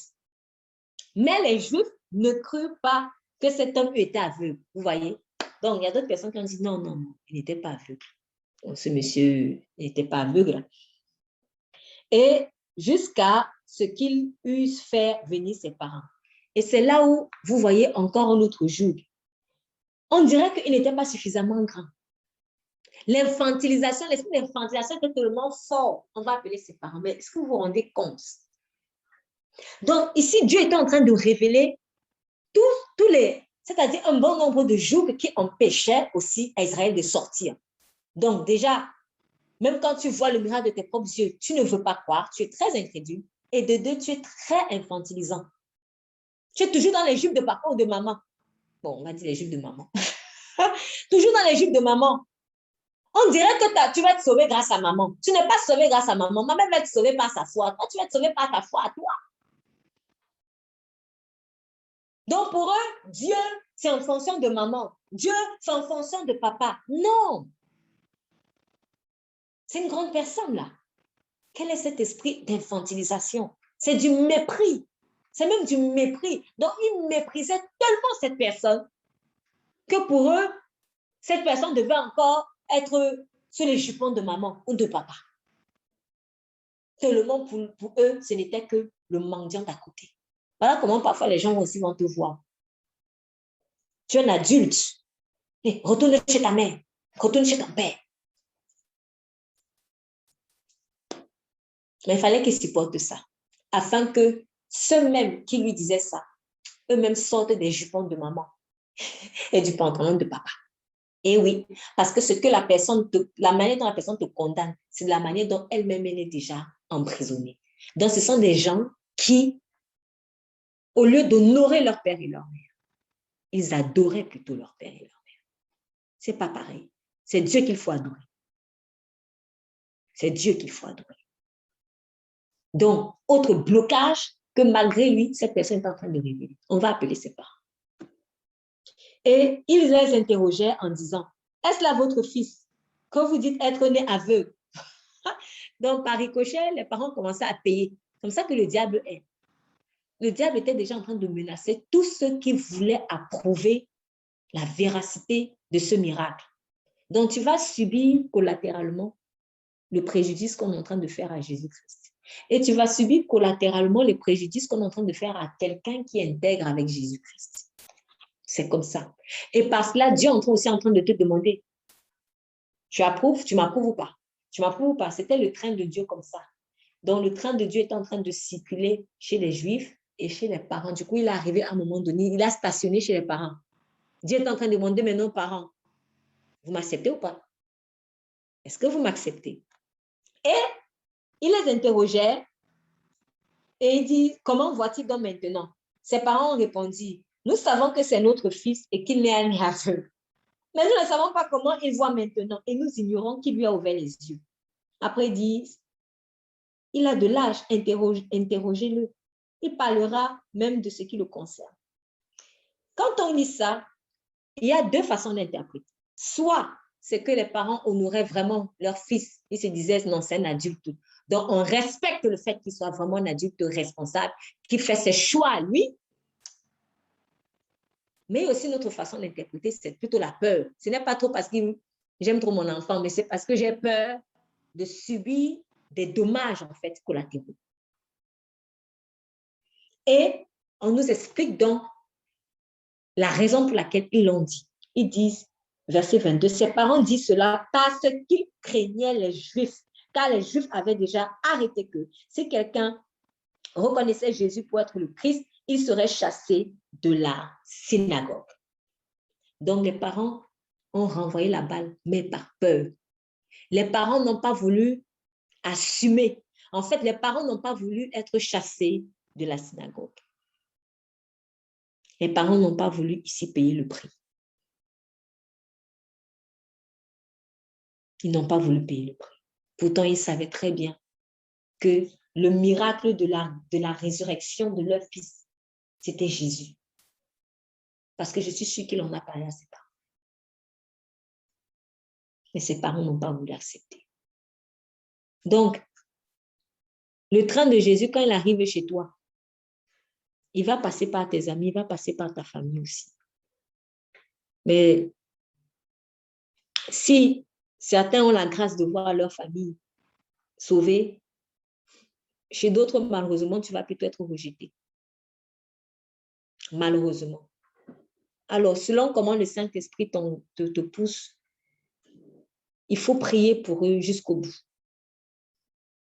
Mais, une chose est sûre, ne bloque pas ta destinée à cause des parents. Ne bloque pas ta destinée à cause de ton frère et de ta soeur. Continue d'avancer avec Dieu. Et eux aussi, à un moment donné, devront faire leur propre choix. Le salut est personnel. Donc, les Juifs, eux, ils croyaient que, on dirait que pour eux, leur salut dépendait des parents. Non, ce n'est pas une question de parents ou de... Non, non, non. Ce n'est pas une question. Il y en a qui sont en enfer aujourd'hui. Est-ce qu'ils n'ont pas de famille? Ce sont des gens qui étaient membres de famille de quelqu'un. Mais ils ont fait le choix. Donc, même dans la famille, on fait le choix. On fait le choix. Jésus continue d'intercéder pour les gens. Mais il y a beaucoup là. Il y a beaucoup là qui ne vont pas l'accepter jusqu'au bout. Donc, ne bloquons pas nos vies à cause d'un parent. Ne bloquons pas nos vies à cause d'un parent. Répondons à l'appel de Dieu et avançons. Car si même leurs parents ont eu peur d'assumer et d'accepter Jésus-Christ, il y en avait qui ont cru finalement. Et au moins des âmes ont été sauvées grâce à son témoignage. Donc, j'espère que les parents de ce dernier ont, par la suite, se sont repentis. Mais en tout cas, ils ont eu peur d'être chassés de la synagogue. Le problème, c'est que Jésus voulait justement qu'on sorte de Babylone. Parce que cette synagogue-là, ça devenait déjà une synagogue de Satan. Une synagogue là où il n'y a pas Jésus, là où il n'y a pas Jésus, où on glorifie plutôt l'homme, c'est une synagogue de Satan. Il faut sortir de là. Il faut sortir de là. Donc après, le Seigneur peut aussi envoyer des personnes aller faire des choses particulières dans les synagogues de Satan. Ça peut arriver. Mais quand la synagogue t'a craché, il ne faut pas forcer. Secoue la poussière et sors. Et c'est ce que le Seigneur voulait. C'est ce que le Seigneur voulait. Ils appelaient donc pour la seconde fois l'homme qui avait été aveugle et lui dirent, donne gloire à Dieu. Nous savons que cet homme est un pécheur. Vous voyez l'esprit religieux. Cet homme était appelé être une lumière pour les personnes religieuses. Elles croient en Dieu, mais elles refusent de croire en le Messie de Dieu. Et elles lui disent même, donne gloire à Dieu. Donc, les religieux, tu vas les voir glorifier Dieu. Oh Dieu, je te glorifie, je te glorifie. Mais en même temps, tu combats Dieu. Mais ils ne savaient pas, ils étaient aveuglés. Ils étaient aveuglés. Et cette personne, donc, le dépôt de gloire qu'il y avait en lui, était là pour éclairer justement ceux qui étaient aveuglés, ceux qui combattaient Dieu, croyant qu'ils étaient en train de défendre les intérêts de Dieu. C'est cela. Donc, tu vas être combattu parfois par des gens qui pensent sincèrement qu'elles sont vraiment sur le chemin. C'est cela. Quand tu es convaincu d'être sur le chemin et qu'on vient te dire que tu es en train d'être égaré, tu peux te fâcher. Tu vas te dire, mais non, toi, tu veux me détourner. Mais il est convaincu qu'il est sur le bon chemin. Mais il n'est pas sur le bon chemin. Donc, c'est pour ça qu'il lui dit, non, donne gloire à Dieu. Et il croit qu'ils font cela pour Dieu. Mais Dieu n'était jamais là-dedans. Parce qu'ils avaient une mauvaise façon de concevoir le Shabbat, la relation, peut-être avec les parents, ou de concevoir toute autre chose en rapport avec Dieu. En fait, ils n'avaient pas une bonne image du vrai Dieu. Et croyons la voir, en plus, croyons la voir. Et il dit, je ne sais pas si c'est un pécheur. Je sais une chose. Donc, ça, c'est vraiment l'esprit de serpent. Il voulait faire dire à cet homme, dit que Jésus est mauvais, dit que c'est un pécheur. Mais non, si tu dis que Jésus est un pécheur, là, tu es mort parce que si Jésus est un pécheur, tu ne serais pas sauvé. Donc, en disant que Jésus est pécheur, tu es en train de cracher sur ton propre salut. Parce que ce qui fait que Jésus est ressuscité des morts, c'est qu'il était sans péché. La mort n'a rien trouvé en lui qu'elle pouvait retenir. Donc, c'est ça qui a fait que moi, je sois sauvé. Donc, je ne peux pas dire aujourd'hui que Jésus est un pécheur. Il n'a pas péché. S'il avait péché, il serait resté dans le tombeau. Et il dit, il répondit, je ne sais pas si c'est un pécheur. Donc, lui, avec le peu de connaissances qu'il avait, il va dire, moi, je ne veux pas affirmer ce que je ne sais pas. Je n'ai jamais vu pécher. Comment vous pouvez me pousser à juger quelqu'un alors que je n'ai jamais vu? Je n'ai jamais vu faire la chose. Donc, l'esprit de jugement est prompte à accuser et à condamner sans même avoir les contours de la situation. Donc, faisons attention à cela. Et c'était malheureusement le problème dans lequel étaient les pharisiens. Ils n'avaient pas les contours de la situation. Mais ils voulaient déjà condamner Jésus. Et il dit encore, que t'a-t-il fait? Il lui repose encore la question. Oh là là, je me suis un peu mise à la place du monsieur. Je me suis dit, waouh, ça a dû être rigolo hein, comme procès. On te pose la question 3 fois. Et là, il a dit, je vous l'ai déjà dit. Je vous l'ai déjà dit et vous n'avez pas écouté. Pourquoi voulez-vous l'entendre de nouveau? Voulez-vous aussi devenir ses disciples? Alors là, il ne fallait pas qu'il dise ça. Voulez-vous aussi devenir ses disciples?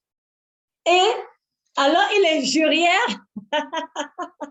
Il est jurière et dit, c'est toi qui es son disciple. Pour nous, nous sommes disciples de Moïse. Nous savons que Dieu a parlé à Moïse. Est-ce que vous avez vu? Est-ce que vous avez vu comment Dieu a parlé à Moïse? Vous n'existez même pas encore. Vous n'étiez pas conçus dans le sein de vos mères quand Dieu a parlé à Moïse. C'était des générations plutôt, mais pourtant vous y avez cru. Parce qu'on vous l'a dit. Et maintenant, un témoin vivant, un de vos contemporains, parce que Moïse n'était pas votre contemporain, un de vos contemporains, il guérit aveugle de naissance. Et il vient témoigner de ce que, bon, à ses yeux, c'était encore un prophète, mais en tout cas, un envoyé de Dieu est venu à lui. Et l'a guéri, mais vous ne voulez pas croire. Mais vous êtes prompt à aller croire à des histoires de générations plus tôt. Donc, quand quelqu'un ne veut pas croire, il ne veut pas croire. Quand quelqu'un ne veut pas croire, il ne veut pas croire. C'est un choix qu'il fait. Nous savons que Dieu a parlé par Moïse, mais cet homme, nous ne savons d'où il est. L'homme répondit, c'est une chose étrange que vous ne sachiez pas d'où il est. En fait, ce qui est amusant, c'est qu'on n'osait pas parler aux pharisiens comme ça. Et cette personne, elle était tellement naturelle. Et c'est ce que Dieu a voulu utiliser. Dieu aime les gens comme des enfants. Il était très naturel. Il n'est pas venu faire les politiquement corrects. Il leur a parlé naturellement, en fait. Mais c'est une chose étrange que vous ne sachiez pas parce que vous êtes censés être les maîtres. C'est bizarre. Vous nous enseignez la loi. Vous nous enseignez ce que les prophéties ont dit sur le Messie, mais vous ne savez pas. Et vous me posez la question à moi. Moi que vous avez, moi, revue de la société, vous me posez la question, est-ce que vous êtes en train de vous rendre compte de ce que vous êtes en train de faire là?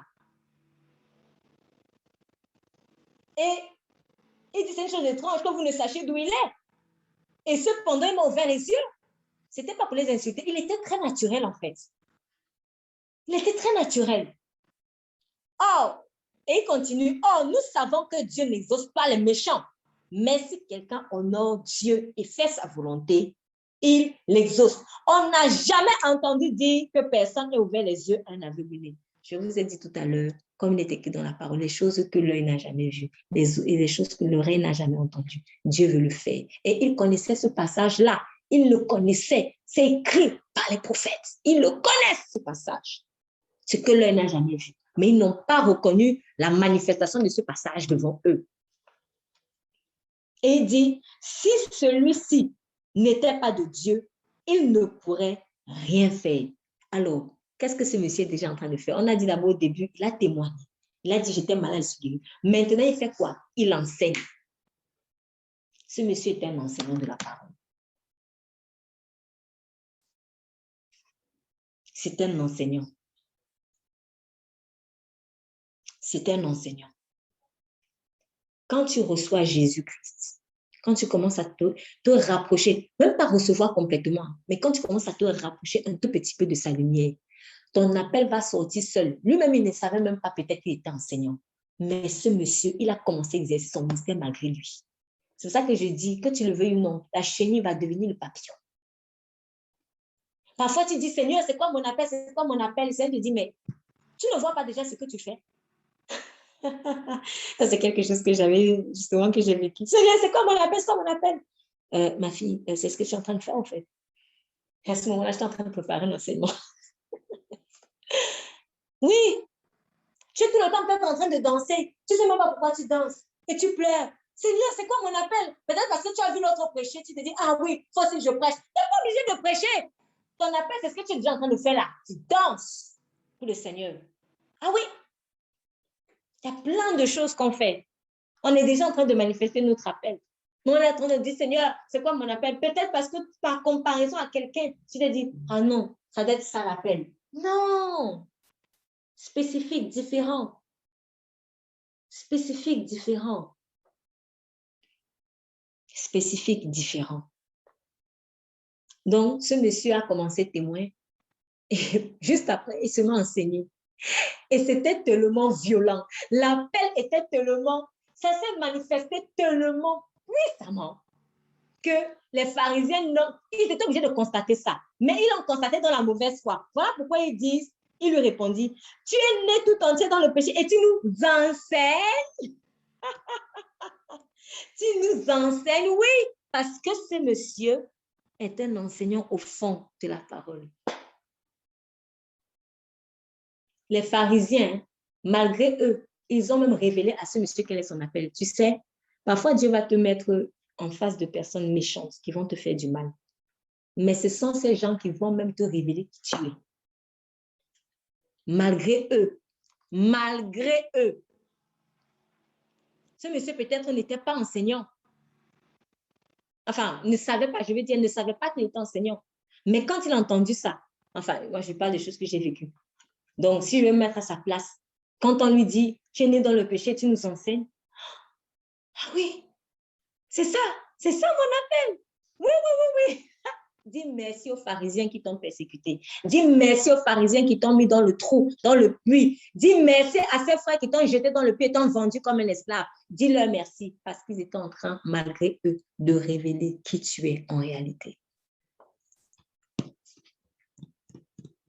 Ce n'était donc pas le pauvre petit mendiant du coin de la rue.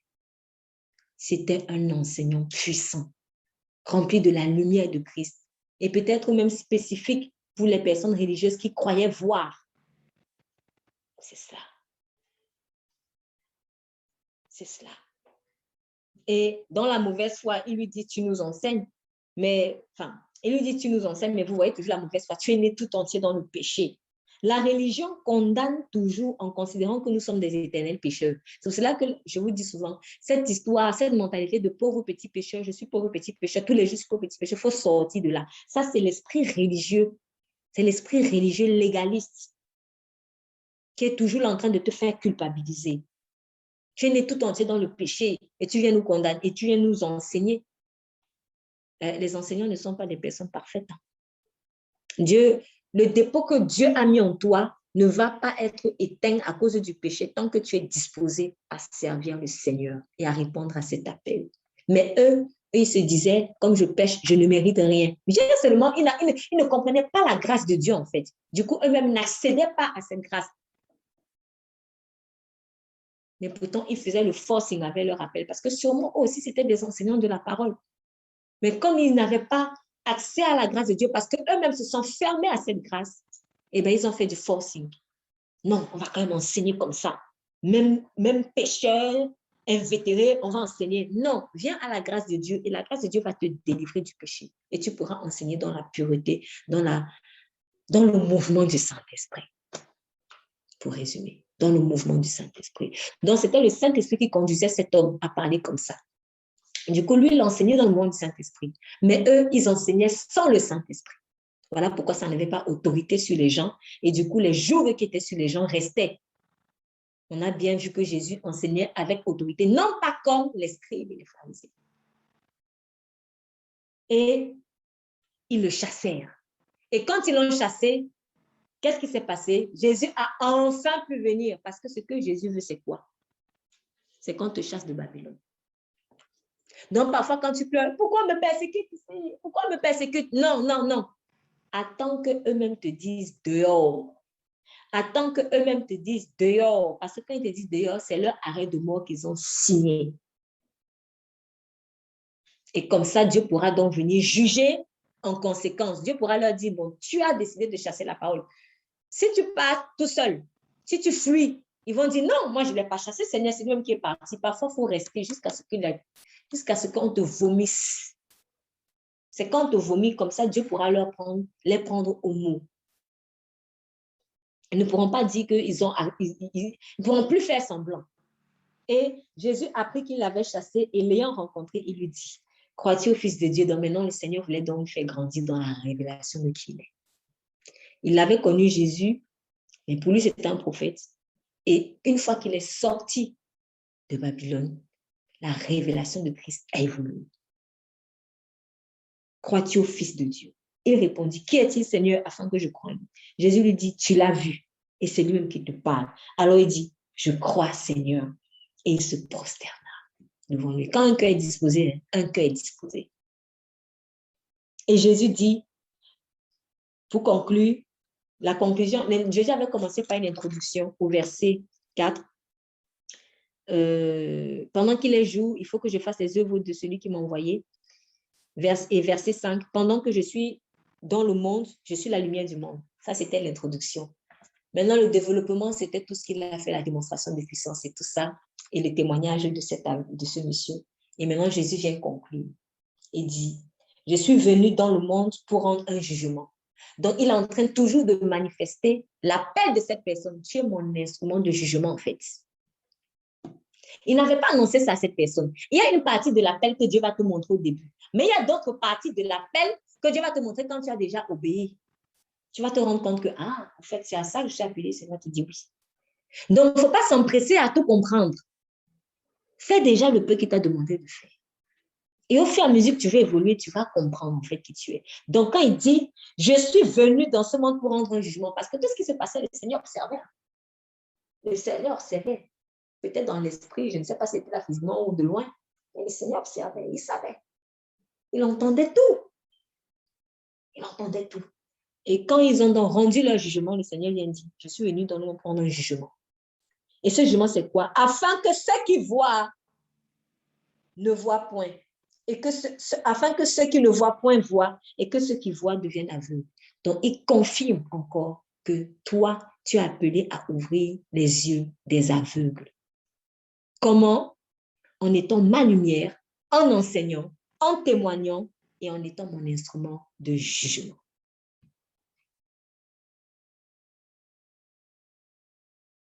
Et quelques-uns des pharisiens qui étaient avec lui ont entendu cela et lui dit, et nous sommes-nous aussi aveugles? Donc, quand la parole était libérée, tu as déjà compris. Ils avaient compris. C'était la conviction c'était le Saint-Esprit qui était en train de leur révéler, oui, vous êtes aveugles. Et Jésus leur dit, si vous étiez aveugles, vous n'auriez point de péché. Mais maintenant, vous dites, nous voyons, c'est à cause de cela que votre péché subsiste. Donc, ce monsieur, il était sauvé parce que lui, on savait bien qu'il était aveugle. Et quand tu sais que tu es aveugle, tu vas demander à voir la lumière. Quand tu es convaincu que tu vois bien, c'est là où tes ténèbres subsistent. Parce qu'il y a la lumière de Satan aussi. Mais une fausse lumière. Que le Seigneur vraiment nous encourage à ne plus pleurer inutilement et à comprendre que personne ne peut bloquer notre appel. Personne. Personne n'a pu bloquer l'appel de ce monsieur. Je suis sûre qu'il a continué d'évoluer avec le Seigneur. Et même si je suis en train de vivre des choses bizarres, des choses qui font que je suis peut-être tout le temps rejetée, mais en fait, c'est ton appel. C'est même le commencement de ton appel. Parce que ton appel, c'est cela. Rebut, ensuite délivrance, après témoignage, ensuite enseignement, et après jugement en fonction de qui a accepté, qui n'a pas accepté. Voilà. Donc, ce monsieur n'était pas aveugle parce qu'il avait péché, forcément. Non pas qu'il était parfait, ou que parce que ses parents ont péché. Mais il était destiné à être comme ça afin que la gloire de Dieu se manifeste en Israël et que les personnes soient délivrées de leur égarement, car ils allaient allègrement en enfer sans savoir. Que cela soit vraiment notre partage. Au nom de Jésus, vraiment, Père, nous te disons merci. Et merci parce que nos destinées sont entre tes mains. Personne ne nous enlèvera ce que tu as déposé en nous, Seigneur. Et le fait de savoir qui nous sommes, c'est vraiment une délivrance, Seigneur. Et donne à chacune des personnes qui se sont concernées par ce message, chacune des personnes qui se sont comme rebuts des gens, rebuts de la société, déchets, crachats, etc. Des personnes sur qui on crache. Seigneur, qu'elles sachent que ce n'est que pour manifester la gloire de notre Dieu qui règne dans les cieux. Oui, Seigneur, qu'elles sachent que sa vraie identité, ce n'est pas mendiant. Lui, c'était peut-être mendiant pour l'argent, mais il y en a qui sont mendiants d'affection, mendiants de toute autre chose, vaine, éternelle. Montre-lui que ce n'est pas sa vraie identité.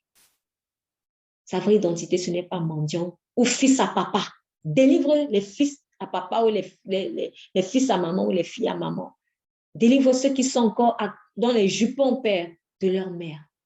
Ou qui n'entrevoient pas, Seigneur, leur vie comme des personnes autonomes, des personnes responsables, des personnes adultes. Délivre-les de l'infantilisation, ô éternel Dieu.